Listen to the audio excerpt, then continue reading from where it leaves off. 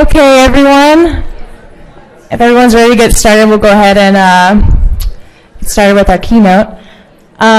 So, as many of you probably know, music and musicians make up some of the most vibrant and important threads to the fabric that is New Orleans. And something that isn't often talked about is their healthcare. And so for that reason, it is my honor to introduce the co-founder and CEO of the New Orleans Musicians Clinic and Assistance Foundation, Ms. Bethany Bultman.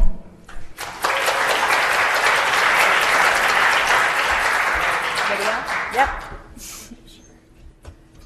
So we're going to start off with one of our major partners, which is an organization called Athletes in the Arts, which is an international organization which blends performing arts medicine and sports medicine. And so this is just a little teaser about why we do what we do.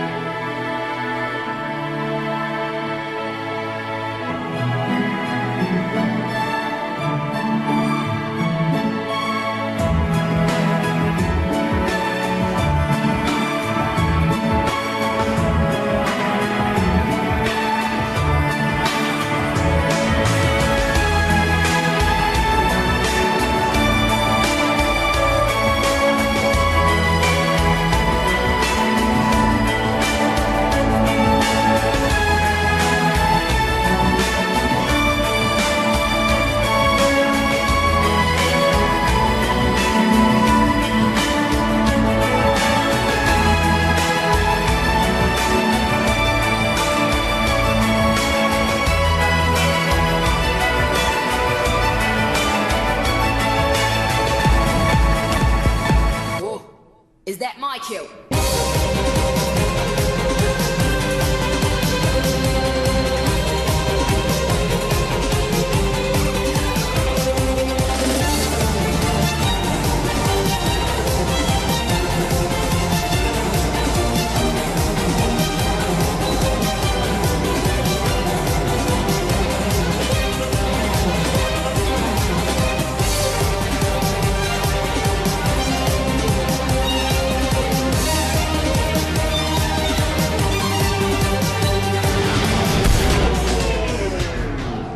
That didn't feel good at all.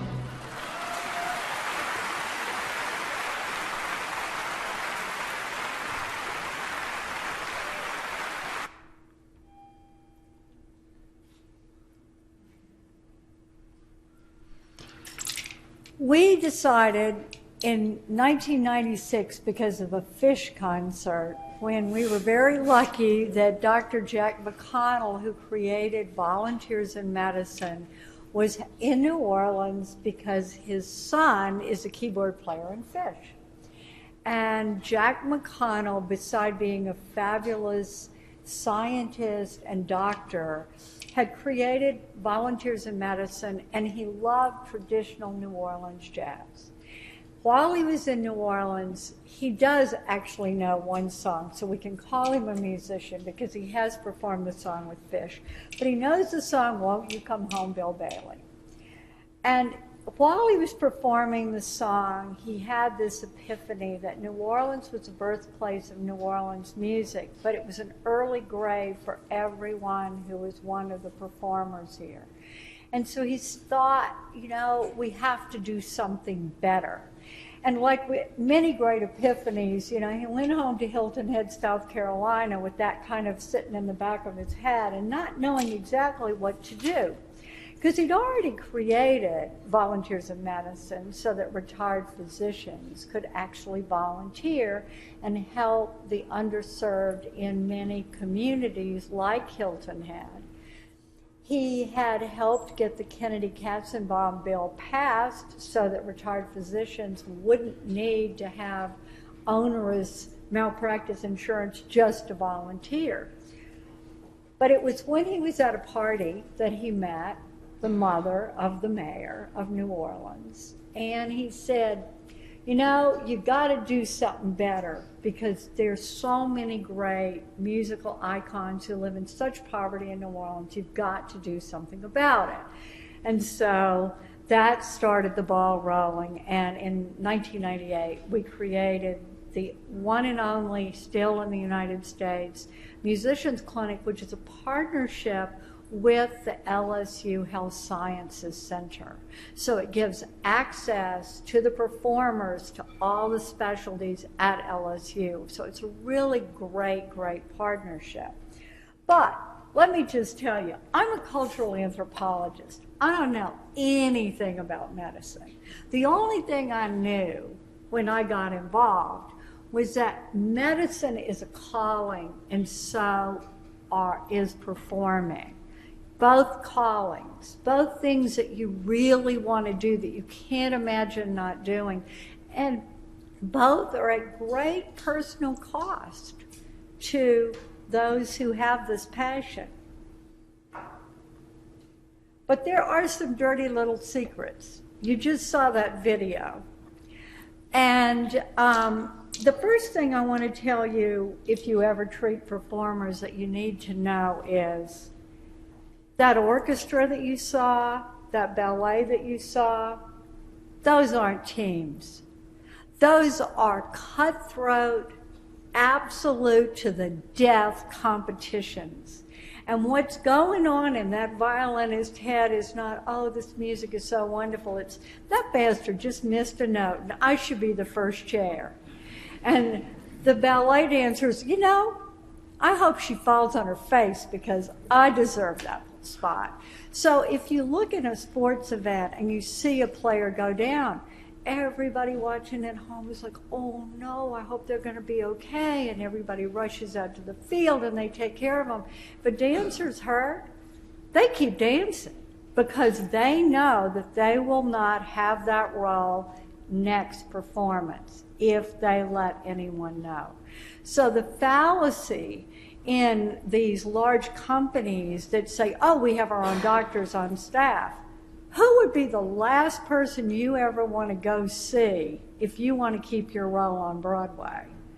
So you're going to go to the other places that you can go and hope that that physician that you go see understands what goes into being a performer, understands the anxiety that you have every time you step in front of an audience. And that is part of what we do, is having somewhat of an understanding of really what's going on with that patient when they come to our clinic.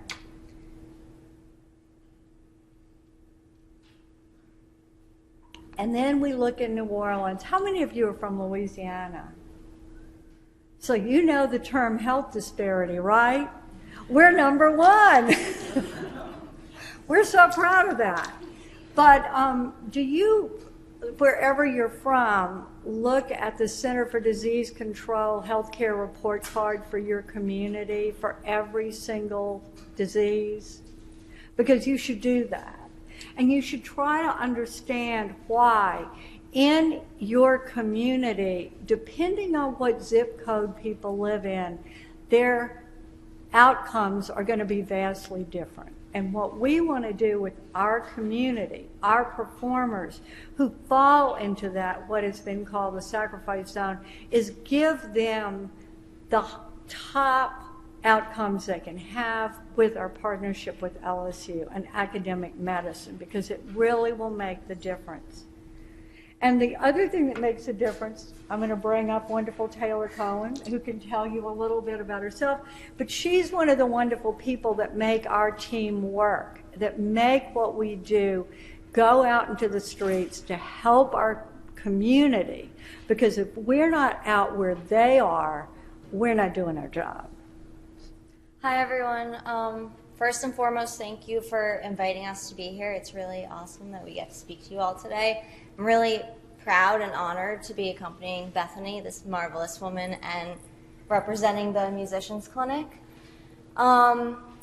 So I met Bethany for the first time, and that's what sparked my interest for getting involved with the Musicians Clinic. But it started with volunteering and passing out earplugs at the French Quarter Fest in front of all the stages, because I thought that was the coolest project ever. And I am an avid concert goer, music lover. I am not from New Orleans, but I cannot leave.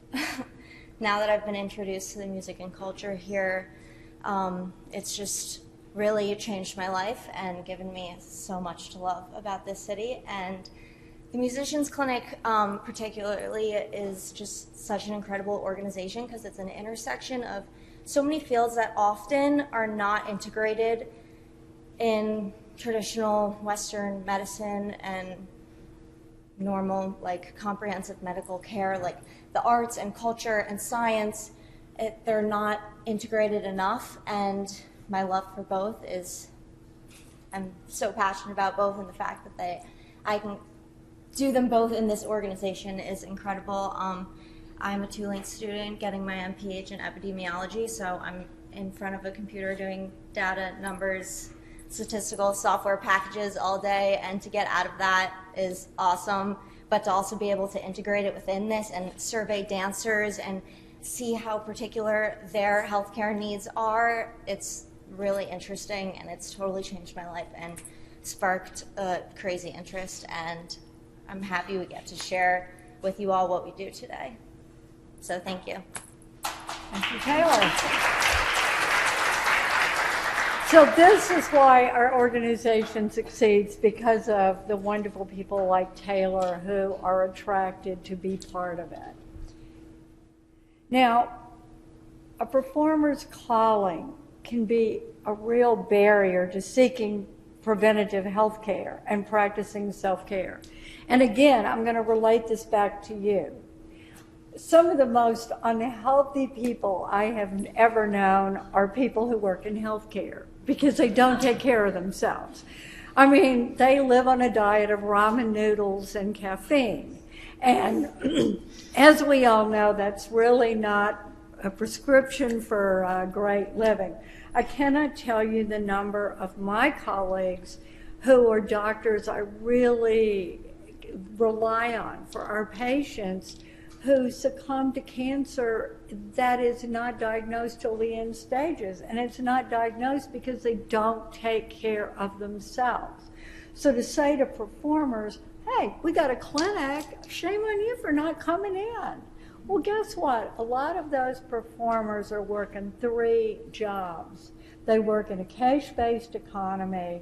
They have disrupted sleep patterns. A lot of times they have to go on the road to make money, and that is really difficult. And what has been created in the world of performers historically is, you know, what you do when something doesn't feel good is it's booze of the Bible, and if one doesn't work, you just ramp up the other one. And as we know, that does not get too far. And it's ride it out, muscle through it, self-medicate. Just do whatever you can do because the show must go on, because if the show doesn't go on, you don't get paid.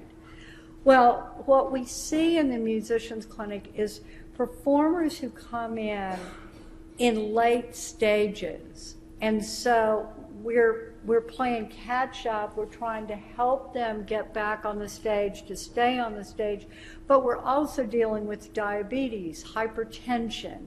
We're dealing with the fact that what they can afford to eat is the dollar menu at fast food, or they go to Dollar General. So they're living on a diet of incredible fat and sodium. And it's not going to be helpful if they have a chronic illness. So how do we engage those patients so that they want to trust us, so that we can work together, we can work with a specialist at LSU, and we can create something that is actually something that is going to make them continue to perform, and not like, oh, the finger wagger. Who loves a finger wagger? Does anybody like a finger wagger? So we can't do that. That's, this is not in our arsenal. We have to be engaging. Now, this is a classic example of someone who, if we had a great mental health system in this country, would not be dead. James Booker died alone in a wheelchair at Charity Hospital, abandoned. And he was one of the great pianists. There's a fabulous Netflix documentary about him called Bayou Maharaja. But it was a tragedy because he was terribly, absolutely demonized. I mean, he absolutely could not get help for his terrible mental illness, and he was on drugs, and he was an alcoholic, and there's so many famous crazy stories about James Booker. But the fact was, he was one of the greatest pianists of his generation, and was the one who taught Harry Connick Jr.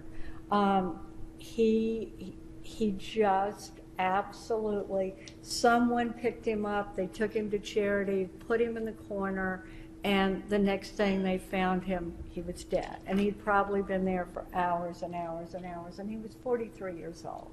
So that's what we don't want to happen. Another thing we talk about all the time is how do we prevent death by lifestyle?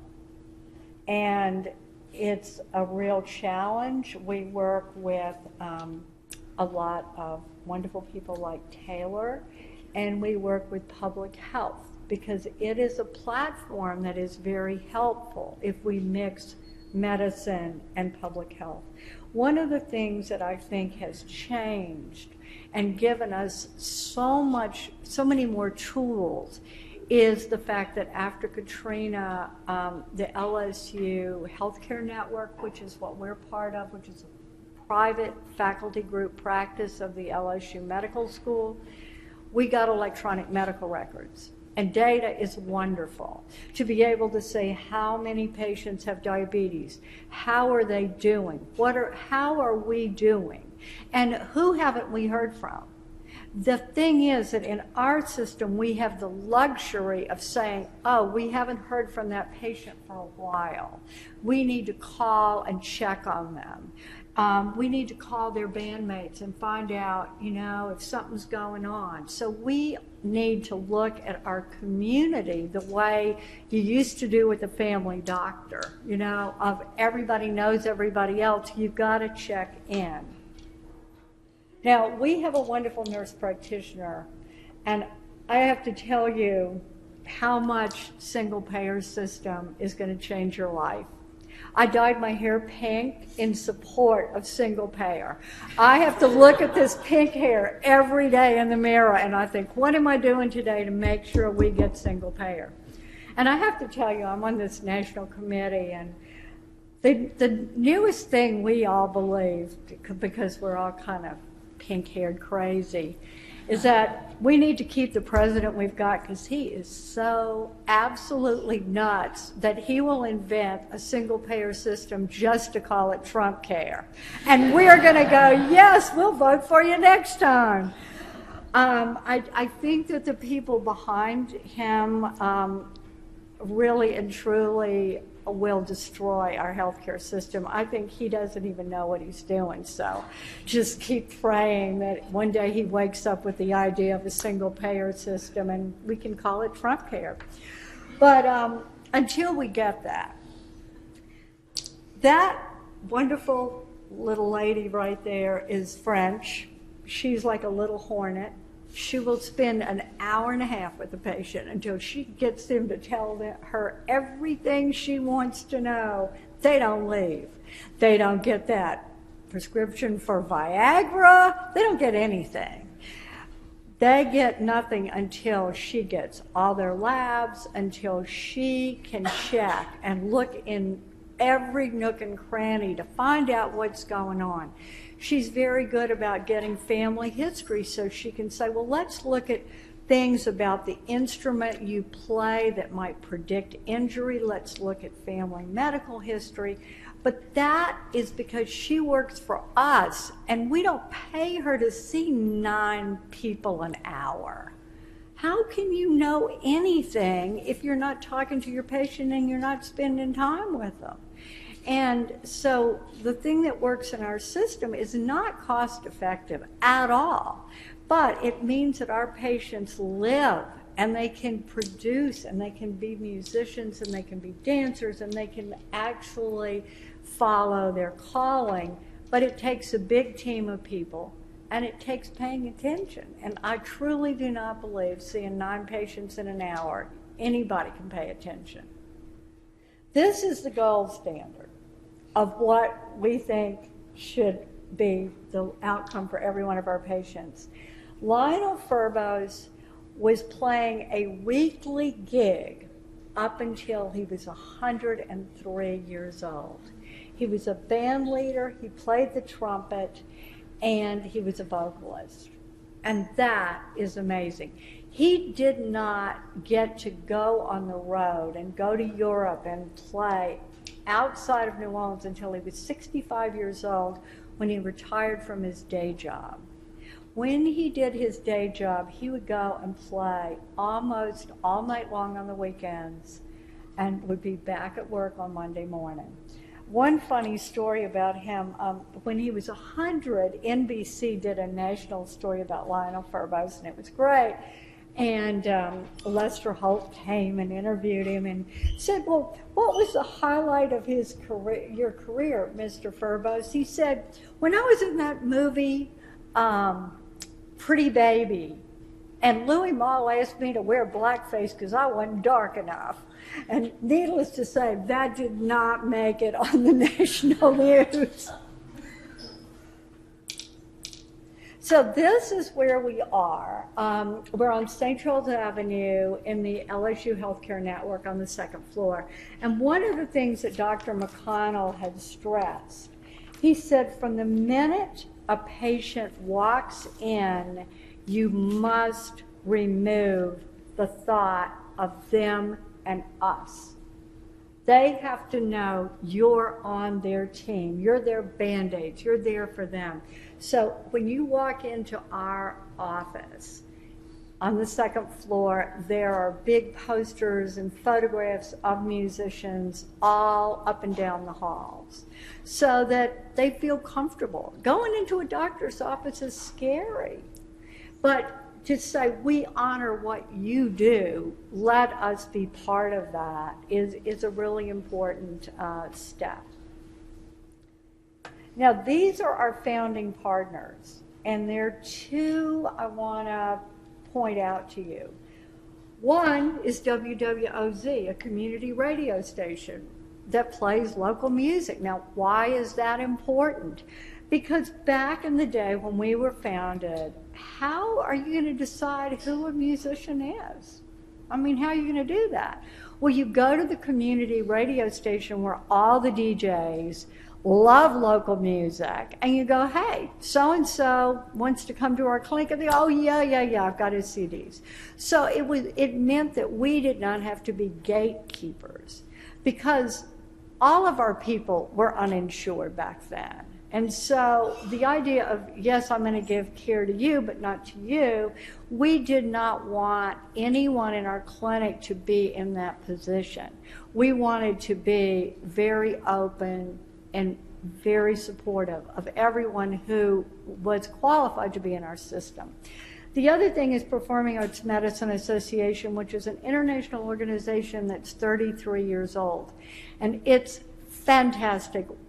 We've always been in Aspen, Colorado, because it was founded in conjunction with the Aspen Music Festival.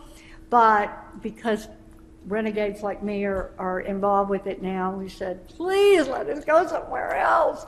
So we're going to be at Chapman University in Los Angeles in late June of this year. And then the following year we'll be at UCLA. And then New Orleans is in the running for 2020, and needless to say, I'm pushing for it. But it's 33 years of academic research in every facet of the performing arts. So if you're a member of PAMA, they have a really good searchable database. And in terms of our patients, it means if one of our performers presents with something that the neurologist isn't really sure what to do about, they can reach out to our colleagues in PAMA who are super, super helpful. One of the things that's a real career ender if you're a performer is focal dystonia. Well, there's been a lot written about it, and there's someone doing stuff in Berlin and there's somebody doing it in Brazil. And so it's really putting a team together immediately outside of New Orleans. Or if a performer, a lot of our musicians are on the road a lot. If they have an injury on the road or if they get sick on the road, we have this wonderful international group that we can call on, and they're super, super helpful. Particularly in Canada, where they have, interestingly, a history of the Canadian government supporting both the arts and medicine. And so the idea of spending a huge amount of money to train a musician or a dancer and then have them unable to perform, it seemed like, duh, well, why not have a clinic for musicians and performers? And they actually work with the Olympic team too. So, I mean, they are far ahead of us.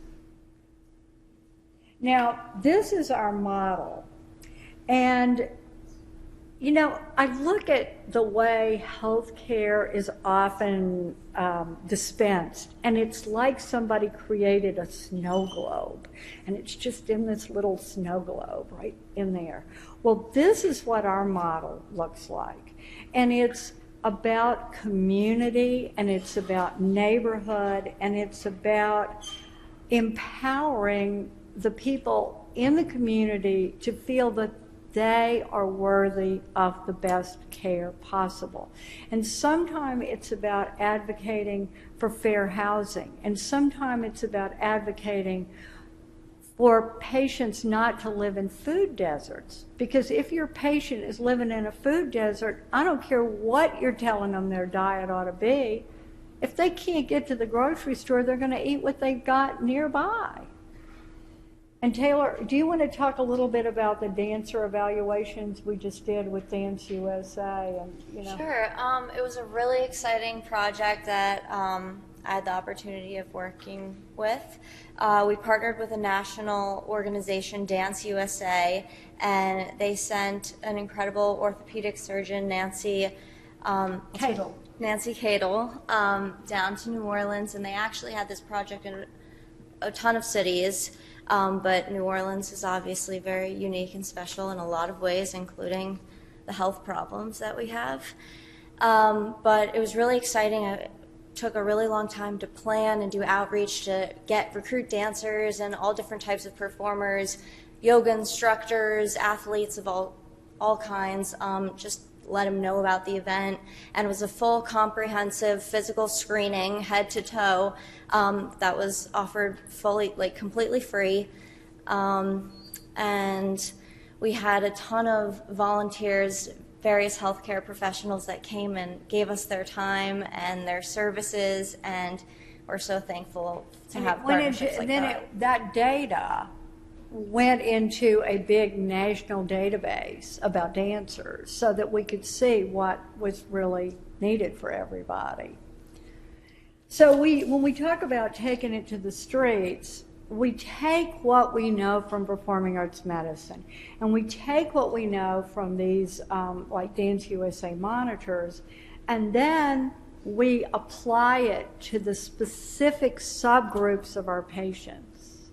Now, one of the things that we learned from our partnership, remember the video in the beginning, Athletes in the Arts, there was an interesting, I believe it was a 12-year study on the Female Triad, and how what ends up happening if one of these young women shows up at an OBGYN with infertility problems, it's very important for that physician to know that this was a skater, a ballet dancer, a gymnast, because there's a really good chance that they have this whole female triad. And I want to tell you my experience that I was so impressed. I got to meet the women physicians who conducted the study. It was an international study, and they created a monitor for any girl in athletics to take, to monitor, so as they go into college, we know what's going on. I thought, wow, this is great, LSU, they can go, they can do this to all the young women athletes and cheerleaders and everything, and they can prevent stress fracture and all these other problems. Well, guess what? No.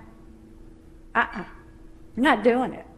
Because to find out that these young women had profound eating disorders, which meant that they had a lot of very fragile bones, would mean that they would lose their scholarships because they shouldn't be allowed to perform or to do their sport. So it was don't ask, don't tell.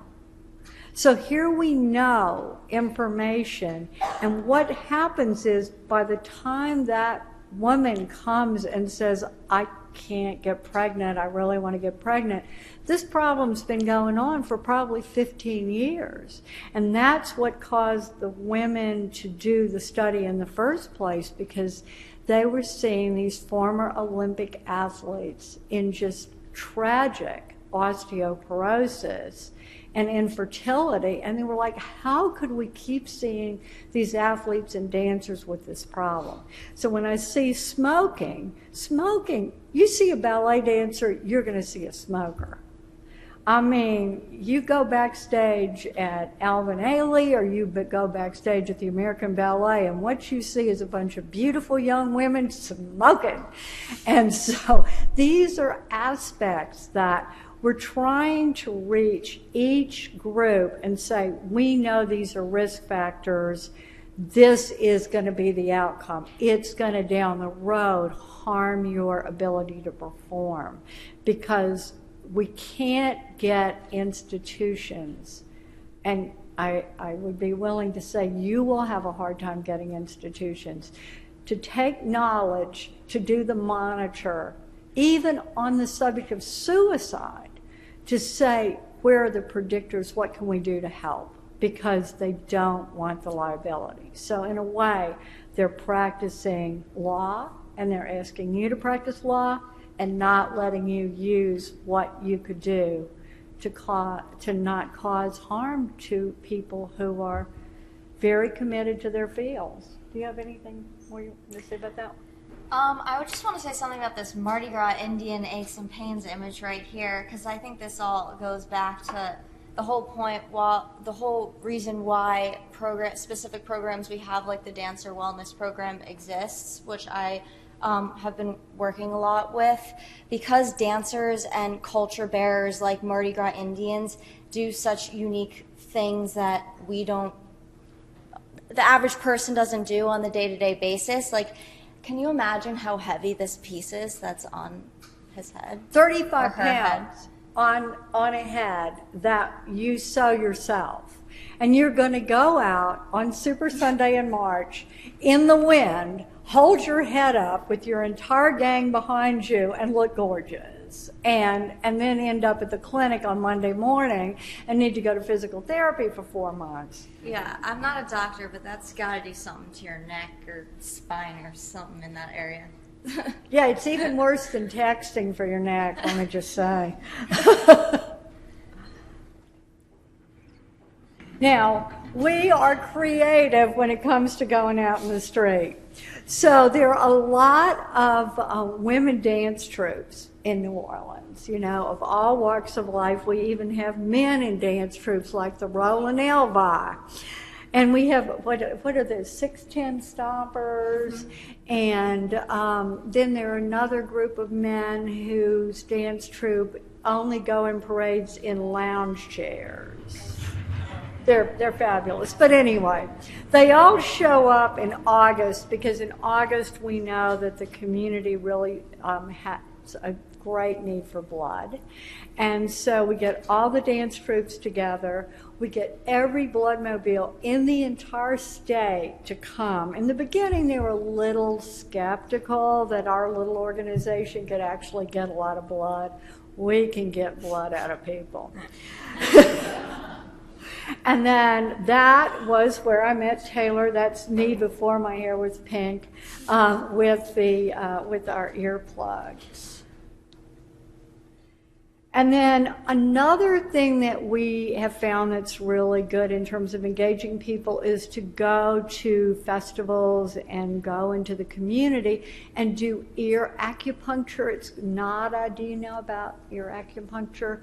And, you know, it's something that helps people sleep. It's great for anxiety. And so sometimes people who are reluctant to come into the clinic will go have ear acupuncture, and we have some clinics every week that are free and open to the public, and they come in and they feel a little bit better, and then maybe they'll go to a restorative yoga class, and it's a slippery slope into a gateway to real honest-to-God healthcare. And then we have our wonderful burlesque dancers. There's one right there, one of our naughty nurses, and when we get ready to have a flu shot drive, we have them on the news getting flu shots, and suddenly, you know, guys are maybe like, okay, I'll get a flu shot. So here's what you can do. The change in healthcare really and truly begins with each one of you. You need to self-advocate for your own medical skills. If they tell you you got to see 13 people in an hour, you got to say, no. This is not why I went through medical school. This is not good health care. And it's like, look at, if you're treating performers, what's in their best interest? Would you want this test done on you? You know, is this going to be beneficial to them? I mean, really and truly have compassion. Think outside the box. Establish partnerships with your colleagues in public health and social justice, because it's all related. And it's really powerful when you do that, when you have those partnerships, because you're not out there by yourself. There are people who really want the same things that you want, and if you can inform them what you see when you're working with patients, it's going to help them do exactly what you all want. So truly think about your resources. And lastly, get involved. Join Athletes in the Arts. Just go to the website, join PAMA, and look at what your fascination is. What are you passionate about? And it might not be performers. It might be another group that you want to be involved with. But it is a very powerful thing when you can empower their performance just by being part of their team. So, thank you. And I will take questions while you look at James Booker.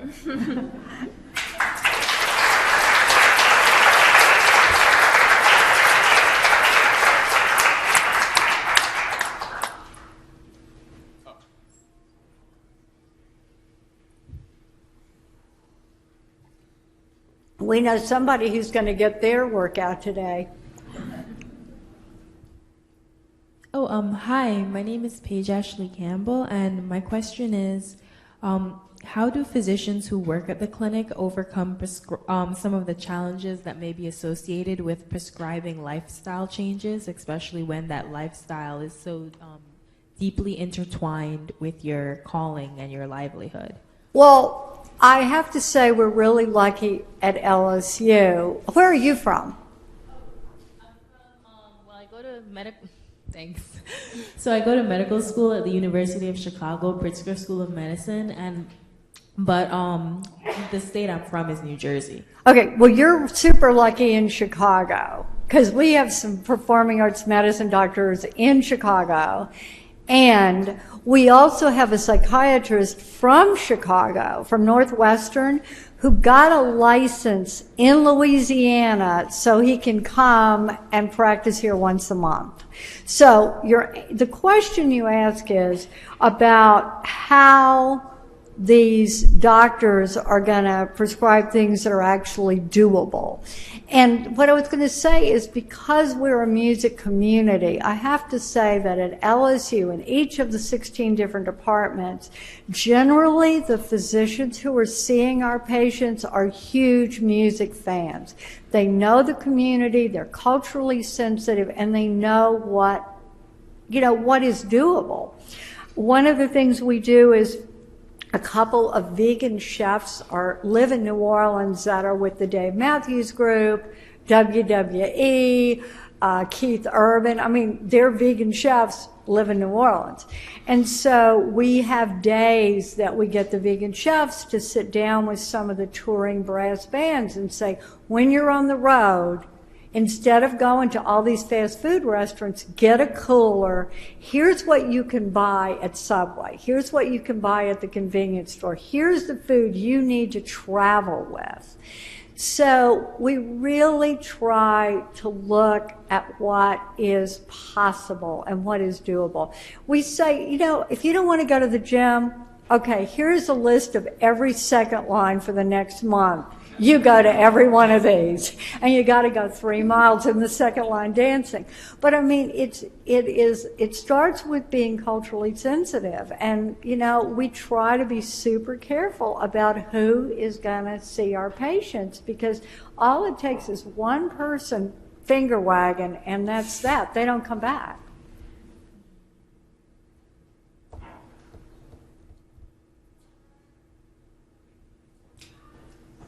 The poor guy. I mean, come on. Do you ever have students do rotations in the clinic? Well, that you have to do through LSU. And are you at LSU? No. No. Okay. Well, our for those who are at LSU, our medical director is Dr. Kathy Fontenot, who's on the faculty at the medical school. And you can always go to her or to whatever subspecialty group and ask if you can particularly come and work with our patients. Thank you.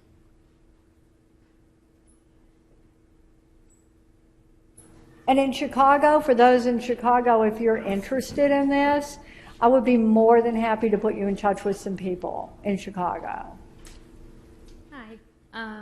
So we're here today talking a lot about how patients pay for healthcare. So I was wondering, in general, what are the more common ways that performers are paying for their healthcare? Are they able to get private insurance, either through an employer, or I'm sure a lot of them are self-employed? Okay, well, be prepared to be bored. I hope you all brought pillows and blankets, because, boy, this answer is long and boring, but here you go. Okay.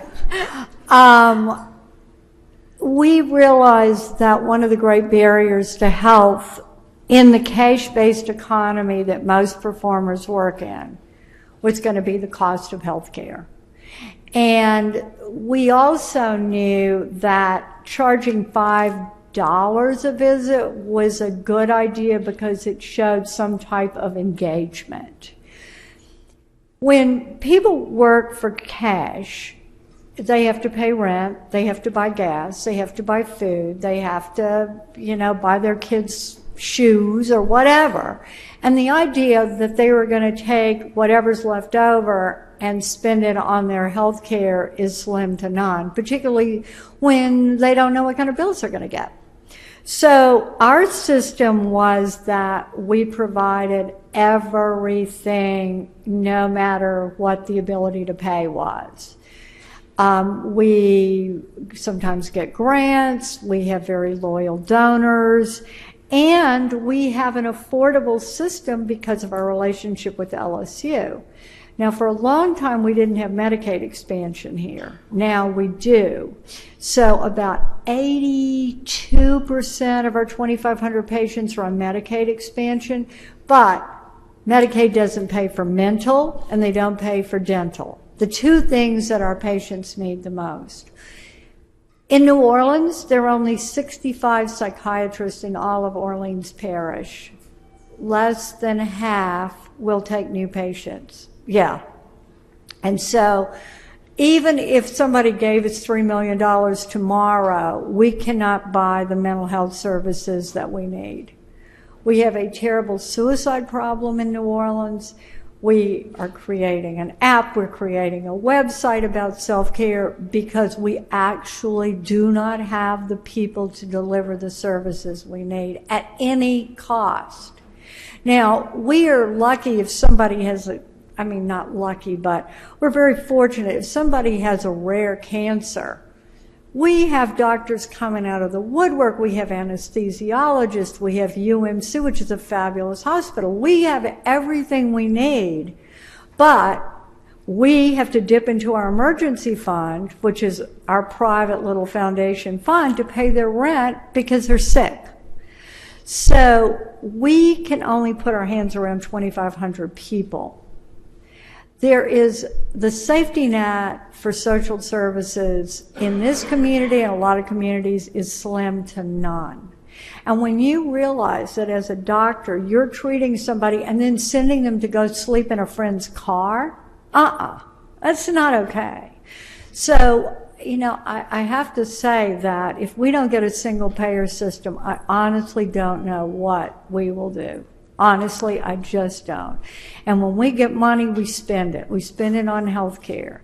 We spend every dime we get every year. And we hope that next year we're going to get more.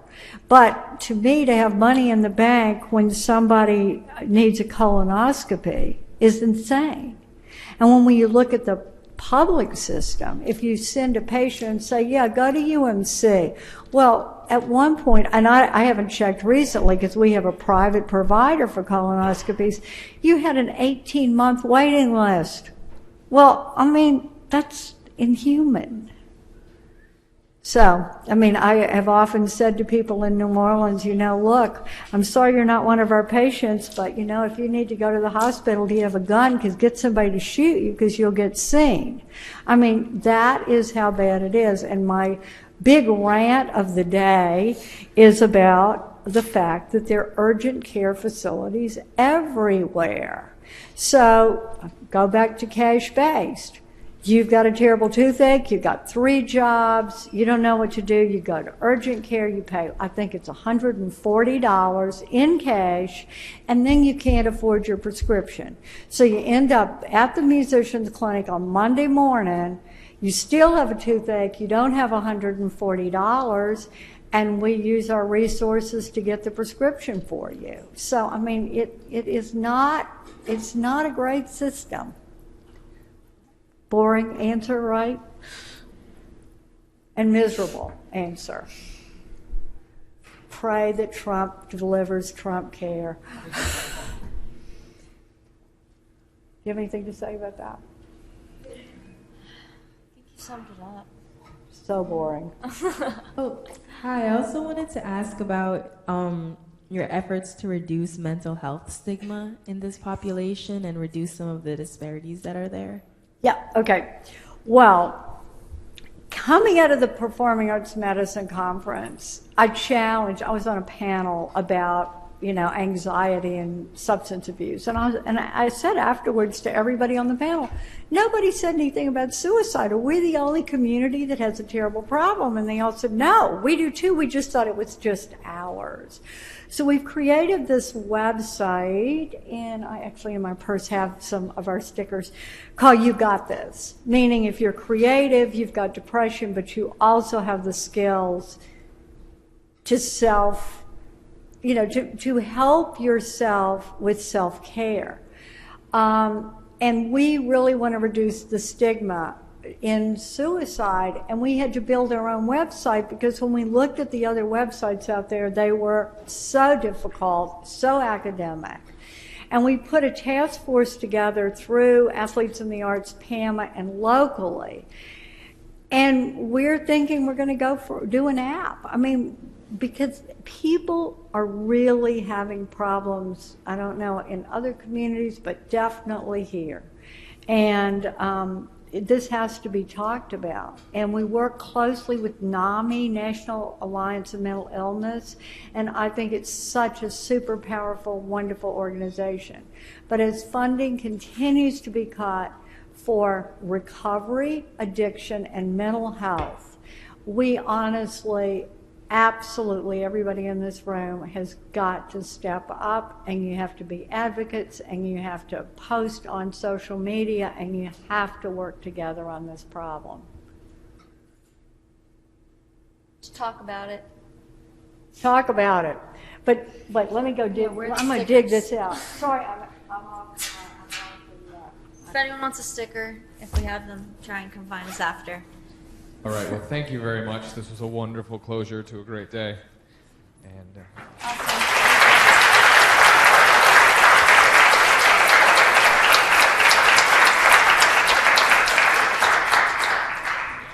We also just wanted to give you some Medicare for All swag Yay. as a small thank you for Everybody, coming. dye your hair pink. That's what you take home from the talk. Thank you so much. It much. was so wonderful. Thank you.